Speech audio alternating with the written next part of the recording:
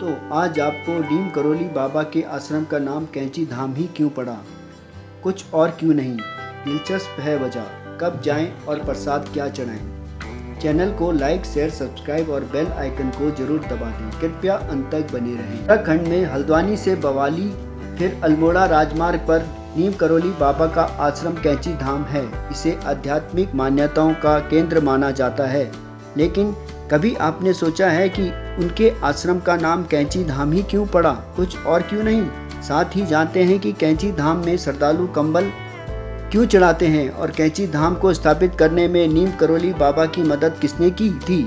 बाबा नीम करोली के आश्रम कैंची धाम को आध्यात्मिक मान्यताओं का केंद्र माना जाता है। फेसबुक के संस्थापक मार्क जुकरबर्ग और एप्पल के संस्थापक स्टीव जॉब्स के अलावा दुनिया भर से कई दिग्गज के कैंची धाम पहुंचने तथा जीवन को बदलने वाले अनुभवों की कहानी प्रसिद्ध है।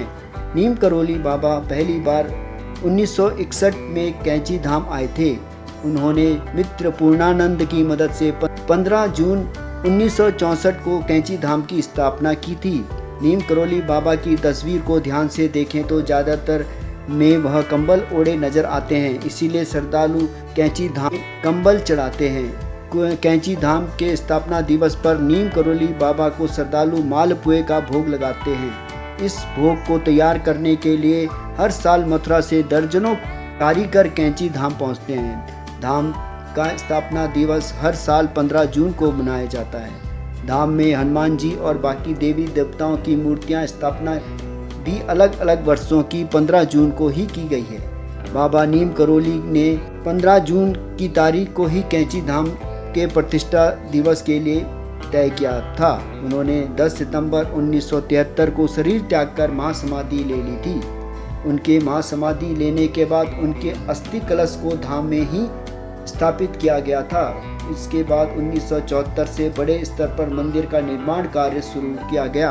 कहा जाता है कि महज 17 साल की उम्र में ही बाबा नीम करोली को ईश्वर के बारे में विशेष ज्ञान प्राप्त हो गया था। कैंची धाम आश्रम की ओर जाने वाली सड़क पर कैंची के फलकों की तरह 2 तीखे मोड़ हैं, इसी वजह से धाम का नाम कैंची धाम पड़ा। नीम करोली बाबा हनुमान जी को अपना आराध्य मानते थे, इसीलिए उन्होंने अपने जीवन काल में हनुमान जी के 108 मंदिरों का निर्माण कराया। बाबा नीम करोली के बारे में कहा जाता है कि उन्होंने हनुमान जी की उपासना करके कई सिद्धियां हासिल की थी। वो आडंबरों से दूर रहते थे और किसी को भी अपने पैर नहीं छूने देते थे। आज भी लोग उन्हें भगवान हनुमान का अवतार मानते हैं। कहा जाता है कि नीम करोली बाबा चमत्कारी सिद्धियों से जरिए लोगों की परेशानियों का निवारण कर देते थे। बाबा का जन्म उत्तर प्रदेश के फिरोजाबाद जिले में अकबरपुर गांव में हुआ था। आश्रम की स्थापना के बाद चमत्कारों की कहानियां विदेश तक पहुंच गई थी। नीम करोली बाबा से जुड़ा एक किस्सा काफ़ी सुनाया जाता है। कहा जाता है कि कैंची धाम में एक बार भंडारा चल रहा था और घी कम पड़ गया। बाबा ने नदी से पानी भरकर लाने को कहा। भक्त बड़े कनस्तरों में पानी भर लाए और पानी घी बन गया।